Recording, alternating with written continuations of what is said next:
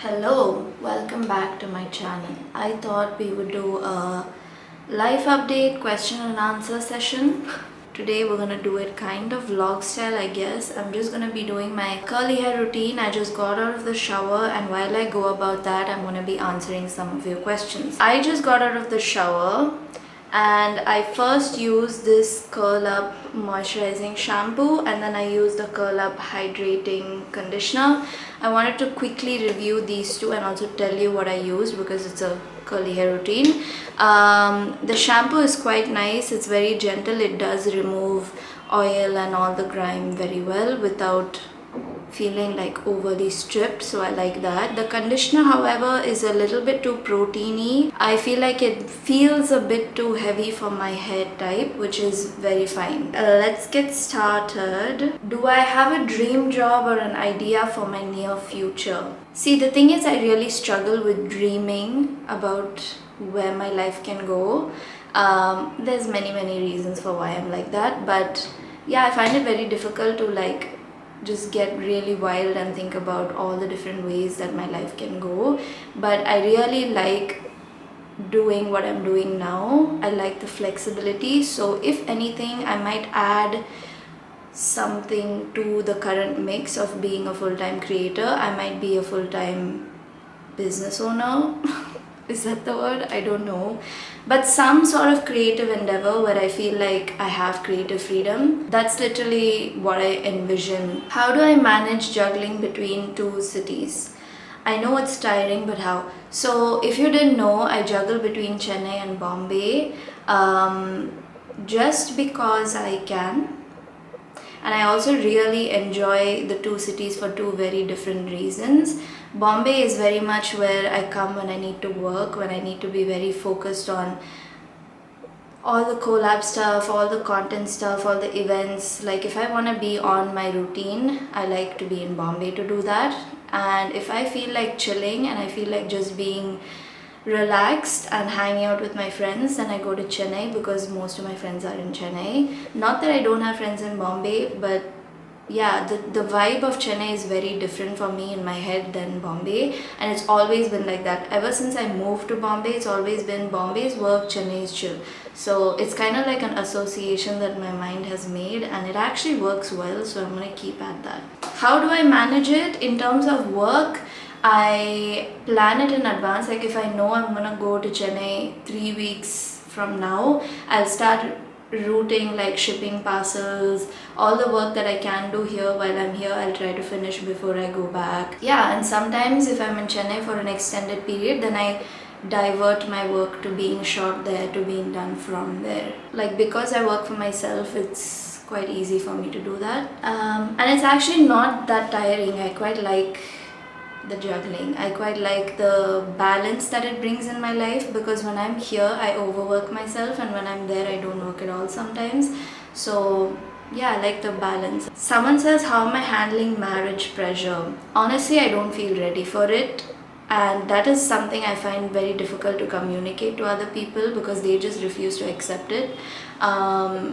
Because of societal reasons, cultural reasons, whatever, they're worried for me. It's difficult to get that message across, but I don't feel ready to be somebody's wife or somebody's daughter-in-law. And I think I mentioned this in a story and someone replied saying, I totally feel you.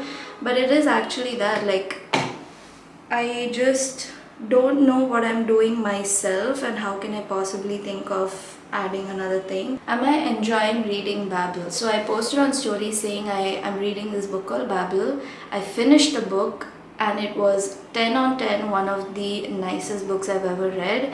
It is a fantasy history type of novel, which is so not the type I've ever read before. I read it based on like a really good friend's recommendation. She was like, you're gonna like it, and if you don't, you just have bad taste. So I was like, fair enough. So I tried reading it. It's a very big book. It's like 540 pages, but it got so good so quickly. Like you're so immersed into the world, and then suddenly so much is happening with all the characters. You're like, you can't put the book down at that point. So it was really good. I liked that I was so invested in the story. I highly recommend you read it. Have I ever struggled with acne? I have not actually. I struggle with like texture a lot, in the sense that I get these like bumps under my skin, which nothing really works to get rid of it. I'm going to use Fix My Curls Weightless Whip Volumizing Mousse. This is a very nice product if you have fine curly hair like me. I just take 3 pumps and then I stamp the mousse onto my hair like this from all the sides, and then I just scrunch it, bro. Like, there's really no technique to what I'm doing. I literally just crunch it in place and then I let it dry. Also, this won't like magically give you curly hair if you have straight hair. You need to have some sort of a wave or curl pattern for it to like be highlighted with any curl product you use. To be honest, it's like you can use curly hair products on straight hair and other hair types. It's just you're not gonna magically get curly hair. Your hair's still gonna be the texture that it is. Does that make sense? How do I edit my videos for YouTube, and which app do I use for making short videos? So for my long form YouTube videos, I shoot with a camera. Right now I'm shooting on the Sony ZV-1. I don't like it that much because I don't like the colors. I feel like it manipulates the color too much, like it looks too green and too blue in my opinion. But I also have a Canon PowerShot V10. That's a much smaller camera, but it's perfect for vlogging because it's a wider lens. And I use that along with my iPhone 15 Pro Max to shoot vlogs. Like if I'm out, then I shoot on my phone. And in terms of editing, I edit using Final Cut Pro for all YouTube videos. For all my short videos, whether that's YouTube Shorts or Reels, I edit on InShot, which is a phone app, and I have the Pro version, obviously. Okay, so once I do the scrunching, I wet my hands a little bit and then I go in and do the same thing while I flip my hair forward so that the base, like these parts of my hair are not scrunched yet. Do you know what I mean? So if I flip my head over, I'm going to be able to get those parts better. So just a little bit of water. So once the scrunching is done, oh, I just nearly fell over. I just flip my hair and I let it air dry, or I can use a diffuser, which I don't have. I don't know why I don't have it, because I should. Someone said, I recently discovered that being empathetic should have a boundary. Like being too empathetic is bad. I totally agree. I agree with you. It's a whole process learning how to draw those boundaries as well, because there's so many complicated feelings that come about when you're drawing the boundary. Sometimes it's guilt, sometimes it's like fear of speaking up because you've been silenced in many ways your whole life, and then you feel like however the other person is taking that boundary, you feel responsible for their reaction. It's complicated, but it's necessary. Okay, I'm gonna go and sit somewhere else while my hair dries. Someone says, want to know more about my love life. And also someone else asked, I read it earlier, about my stance on love. Almost love can mean so many different things. It's not like there's only one definition of it, and I also think I'm at that phase in my life where I'm trying to broaden my definition of it. I don't want to necessarily think of love as only being a romantic form. Like even friendships are grounded in love, so is any other type of relationship, and can be, and I want to encourage that. So that's my stance, I guess. And about my love life, I feel like even if I had one, I wouldn't share it on the internet. There's certain things that I feel like I just don't want to share. So love life being one of them. Curious to know about my family. So there's my mom and my dad and I have a brother who's younger to me. I will say that initially they were very hesitant, like my parents were very hesitant about me doing content. They were very uncomfortable with me sharing myself on the internet or putting my face out there, which is natural. So I blocked them, and then once I started seeing some success from doing what I was doing, they stopped telling me to stop doing it. Does that make sense? Like they started seeing the merit in doing what I was doing. We're quite a close knit family, I would say, but we also each enjoy our independence a lot. We enjoy going to the mall a lot. So if you see me in the mall with them, feel free to come and say hi. They'll also be happy to see you, I'm sure. We're from Madurai, if you didn't know. We are Saurashtrian, so we speak Saurashtrian, and we have a big extended family. A lot of them are still in Madurai. A lot of the others are like spread across continents. So yeah, that's a little bit about my family. I don't actually know what else to say. How do I manage stress and anxiety? I struggle with it. But I think what really has helped is like tuning into that feeling instead of ignoring it.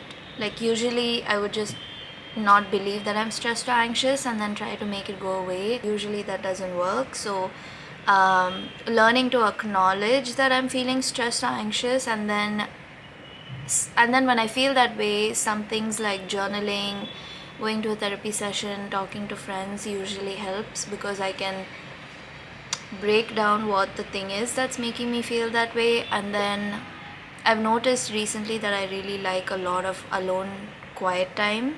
More than alone time, I like quiet time. So AirPods Pro have been such a lifesaver, honestly, because the noise cancellation on that is just so good. Like I'm thankful for that every single day.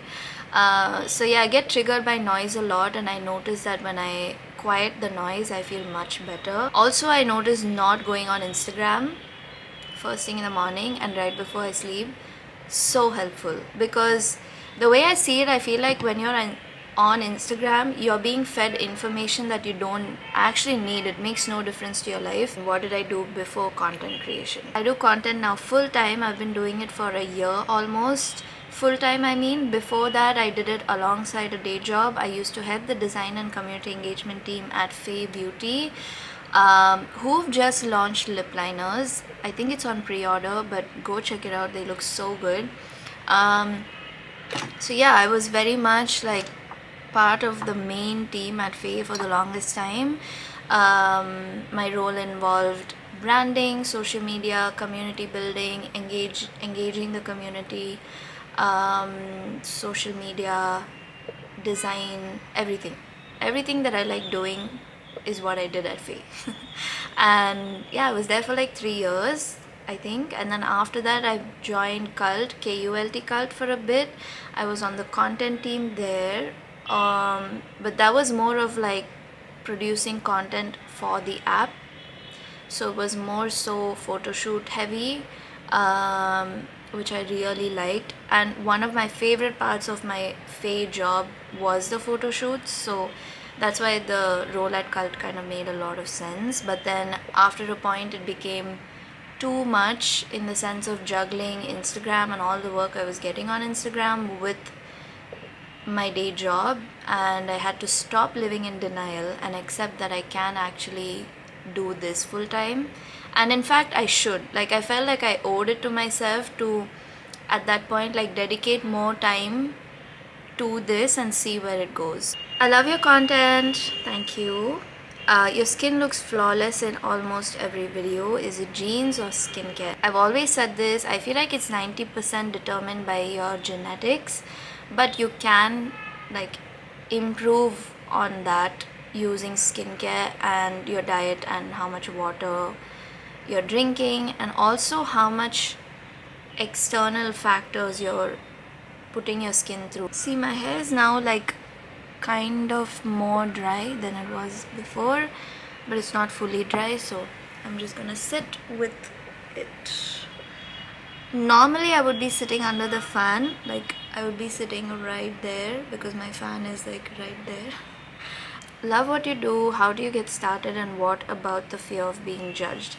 As I said, I already touched upon this, like all the naysayers were blocked. There was a fear, but there was also not that much of fear in some ways. I was just sharing myself, and like who is gonna judge me? Like who are they to judge me? If you feel judged, it's probably because you're choosing to see it that way.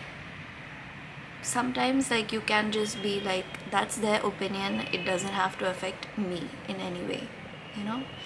It's all in the head, you guys. Okay, we're back here because I thought I was feeling entirely too dry and I need to moisturize my skin ASAP. Where did I stay in Kashmir? I missed the opportunity of meeting you. Oh, that's so cute. I actually went to Kashmir for my friend's brother's wedding, so I was staying at my friend's place. And I also did not meet anyone other than like my friend and her family and everyone, so maybe when I come next time. I'm using Embryolisse Light Creme Sensitive, not the concentrate. This I got from Turkey when I was traveling. One must-have lipstick for every girl. I can't give you like a shade number, but I feel like a good nude, because nude is so subjective. Like what one person considers nude on themselves may not be nude on someone else. Also there's variation in skin tone and stuff like that. So I would say a really good nude. Every girl needs to have a proper brown, chocolate brown, dark brown lip liner, and like a bold lip, whether that's red or pink, that's up to you, and also down to personal preference.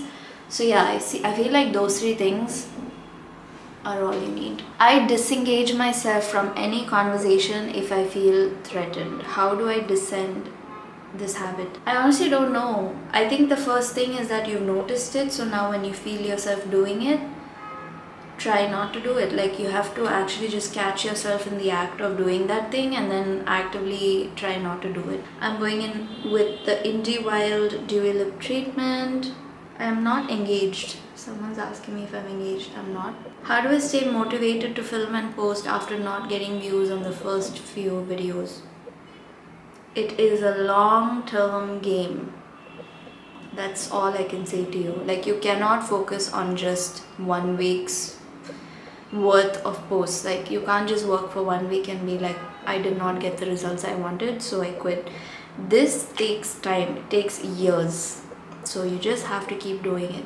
How tiring is it to be a content creator? Very.